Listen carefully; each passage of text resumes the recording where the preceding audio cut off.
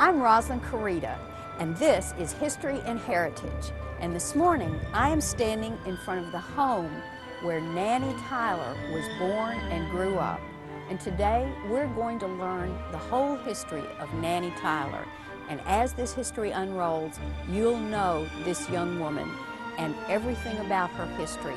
We'll even go to the cemetery and see the beautiful statue that really reminds us of who Nannie Tyler was and what she meant to this community. Stay with us. We'll be right back.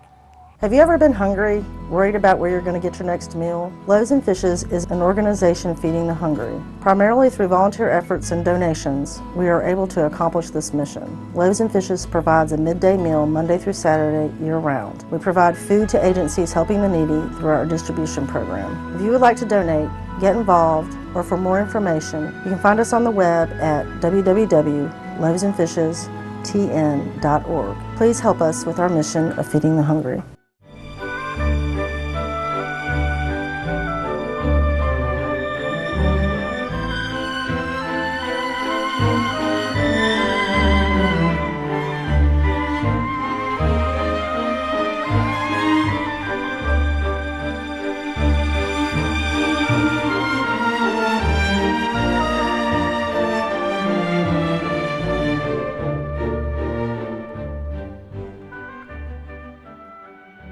Today, I have with us a real expert. This is Carolyn Farrell, and Carolyn is a teacher. She is a native Clarksvillian. She has spent her whole life here, and she knows an awful lot of history. And today she's going to share with us particularly about Nannie Tyler. And I know that you've published books on Nannie Tyler, lots of different history books, but particularly Nannie. So tell us, who is this person? Nannie came to the consciousness of Clarksville because of her statue being stolen in 1996. But for people who've lived here all their life, they know about Nannie. Nannie was a little girl born to Judge Tyler, a prominent Clarksvillian, and for 47 years he was a financial officer and criminal court judge of Montgomery County. Nannie was born and raised in this house. In this house was her grandmother, her Aunt Emmy, and her parents. Later on, another sister and yet another sister. And Nannie grew up in this house, changed quite a bit since the time that Judge Tyler lived here, but you can tell that Judge Tyler lived here because on the gate we can see Charles Waller Tyler. This is the home of the judge, and Nannie grew up here from the time she was born on March 16th, 1881 until the day she died on September 9th, 1884. Wow. So she would have known this house, and she had cousins that lived next door. Tell us a little bit about next door, because the way all of this history fits together is just so unique to Clarksville. So tell us a little bit about next door. The house next door was built by Pope Grundy Johnson for his first wife, Emma Robb, and after her death, he married Judge Tyler's sister, Nannie, for which, of course, his child was named. And so, Pope Grundy was the son of Cave Johnson, who was the Postmaster General under James K. Polk. Right. Okay, and we have at one time been in that house and done a tour. So next door, and wasn't there a kind of a love story before that, before the judge? Well, they knew each other actually before they became neighbors. Nannie Tyler and Charles Tyler grew up in the Hickory Wild community, and Pope Grundy was part of the group where they sort of dated together. But he married Emma Robb first, and then when they became neighbors, being a widower, he married Nannie, who he'd known for many, many years. And when we say Nannie, we're not talking about Nannie the child. We're talking about Nannie, would have been the mother? Would have been the sister of Judge Tyler. Okay. It's kind of complicated, but you complicated got because it. there's repeats of Emmy, M, and then there's Nannie and Nannie. So there's a lot of repeated names. A lot of times what you see in families. Right, just a kind of a family name. Yes. Well, one of the things that we know about Nannie, I mean, from that she died young, that there was a statue made, and we wanted to today show folks that we actually know where the photograph was made that was used as the model for the statue. So stay with us. We are now going to go and show you the place where the picture was made that later was used for the statue. And we're going to go to the cemetery and take a look at the actual monument. Stay with us. We'll be right back. Will you become a guardian angel? The Humane Society has been saving lives and helping families since 1968. We are an independently operated nonprofit organization, and the strength of our programs rely solely on donations and grants. Will you become a guardian angel? Your donation will allow us to save animals from the local county shelter, as well as provide low-cost spay-neuter vouchers and more. All of our programs are geared toward providing families with options that prevent them from surrendering personal or found pets, which might otherwise be euthanized at a shelter. Please be a guardian angel today. Welcome back. Today we are at Greenwood Cemetery, and Carolyn Farrell is going to now tell us a little bit more about Nannie Tyler. And what I was hoping we could start with before we really talk about the monument is the picture that was made of Nannie, because it's so Clarksville. I mean, the building where she had the picture made is still standing. And what is that building today? It is a Black Horse on Franklin Street, and it was formerly the McCormick Photographic Studios. And interestingly, he is also buried here at Greenwood. Right, he's just in the next section over. And what he did was he took photographs of folks, and okay, so orient us historically. What year would this photograph have been taken? Judging by what she's wearing and knowing that this probably is a 4-year-old child, sadly, this photograph was probably taken a few months before she died. Because she died in September, and this is obviously a summer outfit. So right. Probably taken May to up to the time she died. Okay, so the interesting thing about knowing where this photograph was taken is that it still is in existence, and architecturally, you know, photography is different now than it was by far. And so the building itself still has a kind of an interesting architectural feature. And I wanted you to tell us about that so we could really appreciate the difference in today's photography and what it meant for a 4-year-old child to get their picture taken. Right. The building itself was the Lieber Trade Palace. That was the lower floor, and up above that, Jay McCormick, he was called Mac by his friends, had his photography studio. And he advertised that he had the most luxurious place for taking photographs. He had dressing rooms, and he had trim of walnut. He also had a skylight built into the top of the building, and the skylight was facing that would be the south, so that the sun traveling east to west, he would have full benefit of the sun all day to take photographs. And so that was a very unique yes, it was. And needed piece Yes. of the photography. Natural light was always best. And so if you drive by the Black Horse today, you can still see on Franklin Street that window. Yes, you can. I mean, that's just amazing that we have come so far in time, but that's still there. And now we Right. know the story. And you also said that when you had a photograph taken back in that day, it took a full 30 minutes? 30 minutes for it to take, yes. It says a lot that Nannie's picture, she was standing up in the photograph. For a child her age, most of them would have been seated because children like to squirm. So she is standing, and there in the photograph, there's some straw at the base of her feet, and the reason it is there is to cover up the stand. There would have been a brace that would have caught her around the waist just to sort of stabilize her while the photograph was made. So 30 minutes. 30 minutes. You had to be absolutely still. That is interesting. You know, I don't think that we realize that. A lot of times when we look at those old photographs, we say, why aren't those people smiling? Right. And now we kind of know if they were standing there for 30 minutes. You don't want to smile. It's hard to keep a smile hard, for 30 hard to minutes. do that for 30 minutes. Oh, well, now we have an idea about the picture, and now we really come to the real story Right. about Nannie. So tell us some of the facts about her. I know you said that she died of diphtheria. She died of diphtheria, which was a disease that could easily be cured today because of the DP shots. She contracted it. We're not sure how. It's airborne, coughing, sneezing. It's born in water also, whether she drank some contaminated water or she came in contact with somebody that had diphtheria. But it's a very dreadful disease in that you start to feel bad, low-grade fever, and then it becomes an absolute monster. It closes up your throat with a membrane.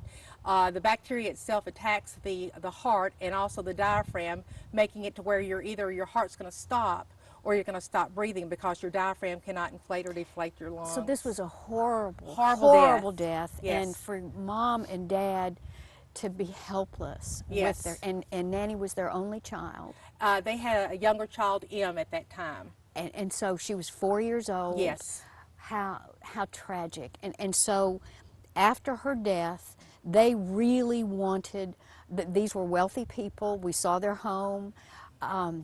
They wanted to remember Nanny in a very special way. Right. So tell us about the statue itself. For whatever reason, he chose not to have the statue carved in Clarksville. There was a carver here, Hodgson, that did the carving, but he sent the picture away to Italy.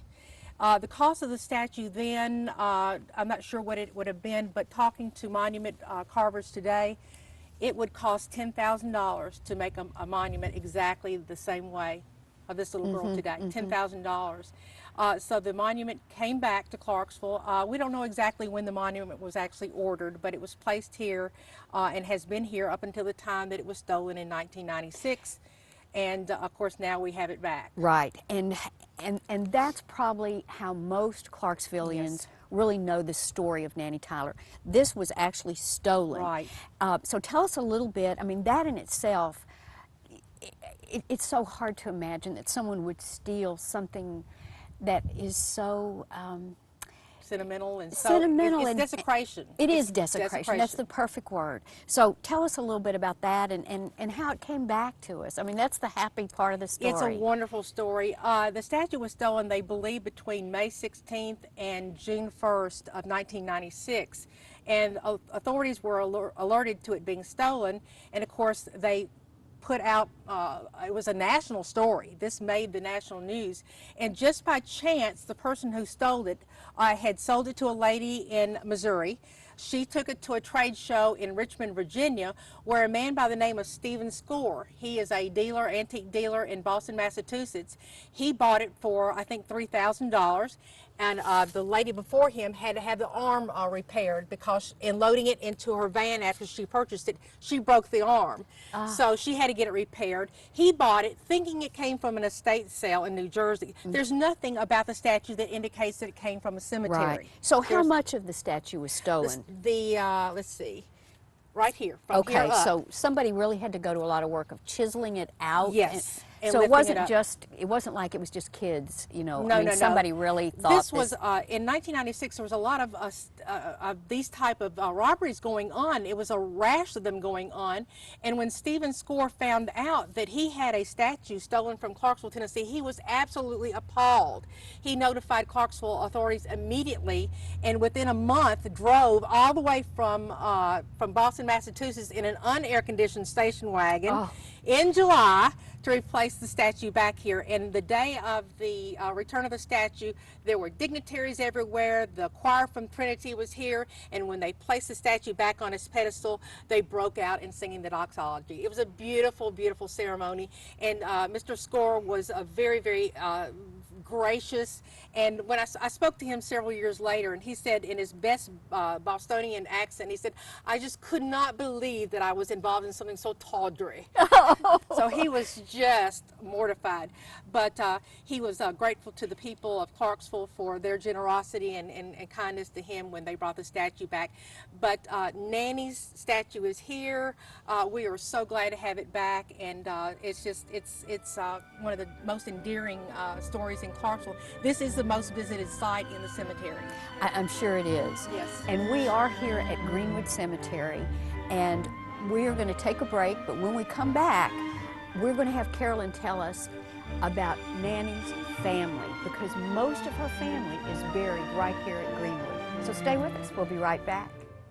Have you ever been hungry, worried about where you're going to get your next meal? Loaves and Fishes is an organization feeding the hungry. Primarily through volunteer efforts and donations, we are able to accomplish this mission. Loaves and Fishes provides a midday meal Monday through Saturday year-round. We provide food to agencies helping the needy through our distribution program. If you would like to donate, get involved, or for more information, you can find us on the web at www.loavesandfishestn.org. Please help us with our mission of feeding the hungry.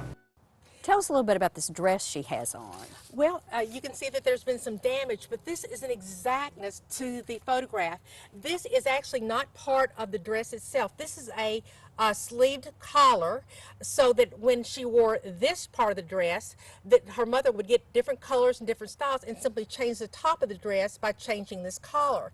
And this is all done in like lace up here and little daisies. She's got a bow here, a bow in her hair, and there's also in the actual photograph what's called faggoting, and that's where you take a ribbon through cut work and weave it in and out. We know from photographs that this was blue. Okay, this would have been blue, the faggoting would have been blue.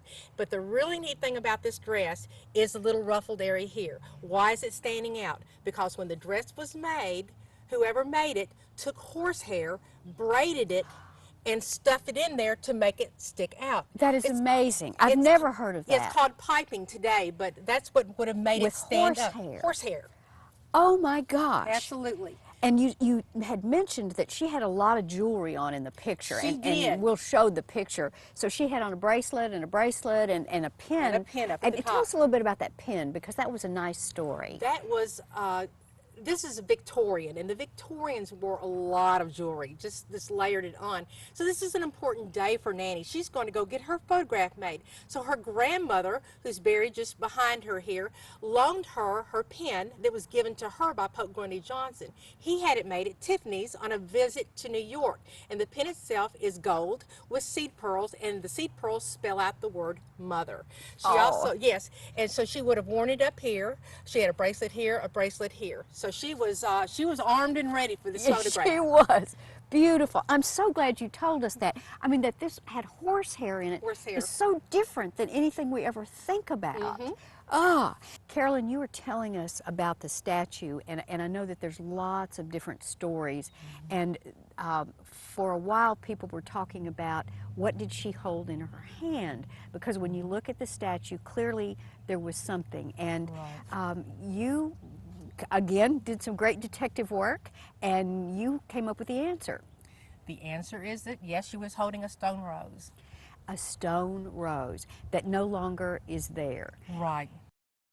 Okay, now she is on each side of her, and all around her we have the rest of her family. Right. So tell us, where would you like to start with telling us about her family? Okay, first of all, I want you to think of this area as being, there's no trees in this section. All the trees that are here now were not here at the time that she died. The first burial, this is the Tyler plot. When the cemetery opened, Charles Tyler bought this plot for his family. The first one to be buried here is his mother, Mildred. Okay, and I see Mildred. And what is our date here? It's a little hard. 1884. Okay, She died just a few months before, or like within the year that Nanny died. Okay, the grandmother. Yes, this is the grandmother. Mildred S. Tyler, born in 1809, looks like. So this was the original first. This is the first Tyler. burial in the Tyler plot. Okay, and then who would have been next? Would it have been Nanny? It would have been Nanny. And I'm sure they never in their wildest dreams thought that Nanny would be the next. No, no. The photograph, very, very sad. They never thought that it would be used for a purpose such as this. Right. Another thing that you want to notice, they've even got the detail of the buckles on her shoes, the ruffling on her socks, and there's a Trinity here. They've got the Trinity. The Tylers belong to the Trinity Episcopal Church, and the three leaves there represent the Trinity, the Father, the Son, and the Holy Ghost. And I know that there are a lot of subtleties like this, and sometime we're going to get you to tell us all about all these subtleties of the markings. But all right, so this, right next over here, we have Tyler Baby. Now tell us about this one. Again, this is the Victorian era, and when you lost a child, it was sort of a a very quiet affair. We don't know if this child was miscarried or what actually happened, if it actually lived to be, you know, born and then died. But this was the third child. Again, we don't know if it was a boy or a girl. But this was the third child.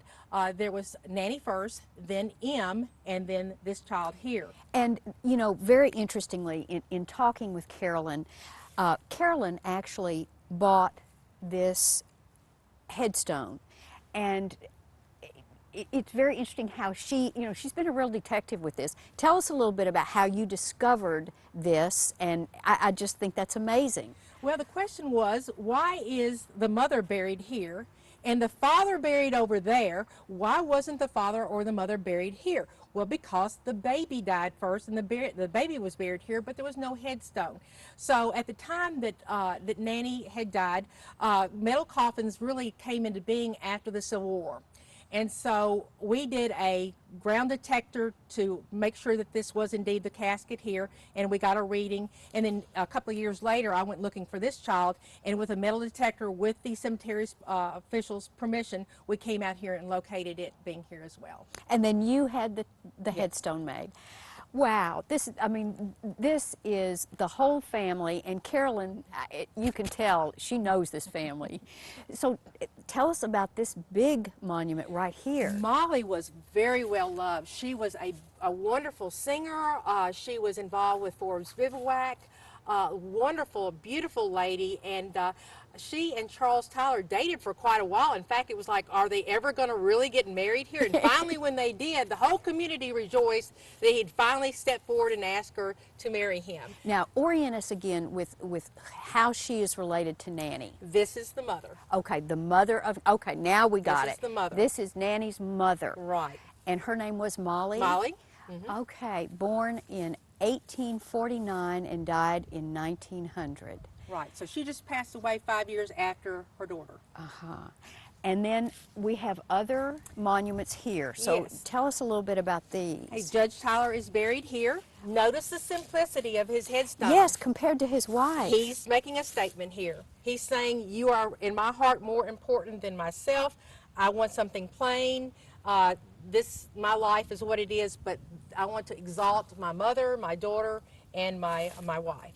Oh, wow. Right. And so his time period was 1839 to 1920. Mm-hmm. Okay, and then next to him, This was his grandson, Armstead, and he dearly loved this boy. This was the only boy that was in the family, and Armstead died in 1942 in West Palm Beach, Florida, and he wanted to be buried next to his grandfather. how interesting. So they brought him back. Right. And you had another piece of this story. Have we covered? Oh wait, we did miss. some- Quintus is a half brother of Charles Tyler, and he adored his stepmother so much that he wanted to be buried with her. Oh, so this was a family that they all loved each other Yes, and really. supported each other, and beautiful, beautiful story. Now, in this section, are there any other Tylers? Yes, the Aunt Emmy is buried back here. This was Charles Tyler's sister, who outlived him by 12 years. She lived in the house the entire time that little Nanny was growing up, and very wonderful lady, very important lady at Trinity Cemetery. Now, so she lived in the house that we Yes. saw at the first, where Nanny grew Yes, up. she Okay. lived upstairs with the daughters. Which was very common in that Yes, time very period. common. Grandparents, cousins, a very large family, yes. Right. And you have such a great collection of photographs. I mean, we have this wonderful picture of Nanny where you really do show the pin Yes. that she had on. And then you've got, and then of course we have your book, The Search for Nannie Tyler, which you've done an awful lot of work on this. I mean, you know every single thing, and have pictures of her death certificate. And you said that because of this really horrendous death, it was very hard for the folks to, Let her go. yeah. And so tell us a little bit about what you said about the name, the date change? In the Episcopal Trinity Episcopal Parish records, if you look at her death records, you'll see that there's been a change. Now, we know that she died on September the 9th. The question was, when was she buried? That's what we don't know, and that's what we'll probably not find out. But you can tell right here that it's been written over. Okay. Supposedly, there was a delay of 3 days. The mother was so distraught, just could not envision her child being buried, that they delayed. The problem with that is that when you die of contagious disease such as diphtheria, the burial needs to take place that day. And so, because embalming was not used widely at that time, so there was a concern there, and nothing in the newspaper indicated there was a delay of a burial, but it could have very easily happened. Oh, so again, through your really detective work, you've been able to unroll pieces of this that other folks just never would have known. Right, and you know, it's a story that touched everybody. When the statue was stolen, she became everybody's child. Everybody was concerned. Everybody wanted the statue back. So Nanny is indeed Clarksville's child. And she is, as we like to say, our history and our heritage. Exactly. And in your other records here, you have some pictures. This is Nanny's aunt. That is Emily. okay. And then you also have a picture, and this must be her mom and dad. It is Charles and Molly, probably taken on their wedding day. That photograph was not made at McCormick's. They went to Nashville and stayed at the Maxwell Hotel on their honeymoon. And again, you can tell she is so beautifully dressed. She's got a Polonaise style dress on. He's in his best suit. She's holding in her hand some eyeglasses. And she's got her jewelry on, as any Victorian lady would have. Right.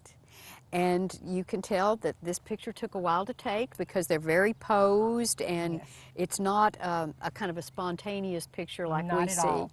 So very posed. But that's interesting that they went to Nashville to have the picture taken. And then this other photograph that you have is the actual photograph Right. of Nanny. And you can see, like you talked about the straw and the kitten, and how she is really braced up there. Bless her really little heart. That's hard to get somebody 4 years old 4 to years stand old still to stand that still. long. She was Judge Tyler's daughter, and she was probably very well behaved. I'm sure. So you have lots of photographs, and you have all kinds of wonderful information here, and including the death certificate. So those are amazing, amazing pieces. And then you had one other picture that I thought was kind of added to the story. Well, here's another picture of Nanny's mother.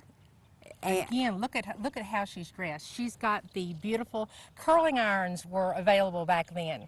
So she had her hair beautifully made up and so forth. She's got on a necklace. She's got on a brooch. She's got on earrings. And flowers in her hair. That's the Victorian lady. On and on and on. Right. And then her father, Judge Charles This Tyler. is her husband. Okay. And so he, not her father, her husband. So in this picture, it's obviously just a portrait picture. Right. So this would have been done. Before they married. Okay, so this is he. They dated a long time. So you know a lot about their courtship, but so Yes. this section is the Tyler family Right. that has been in Clarksville for a very long time. 1820 is when the first family members came into Montgomery County. Oh, and you had one other piece that I wanted to share that I thought was very interesting, sort of a connection to Gone with the Wind. Yes, there are some Tyler descendants that insist that the story of Rhett being so distressed over Bonnie's death and the light being left on at night came from the story behind Nanny's death. And how do we get that linkage? It wasn't just because it was similar, but there was some kind of family connection. Mitchell. Armistead Mitchell, Margaret Mitchell. So she would have known that story. She would have heard it. That is amazing. This is your history, your heritage. This is right here at Greenwood Cemetery. And this is open. You could bring your family and look at this and enjoy the history of Clarksville. Carolyn has shared a great story with us, and we're going to do another story and show everything we can about Greenwood Cemetery. But thank you for telling us so much about Nanny. This is your history, it's your heritage.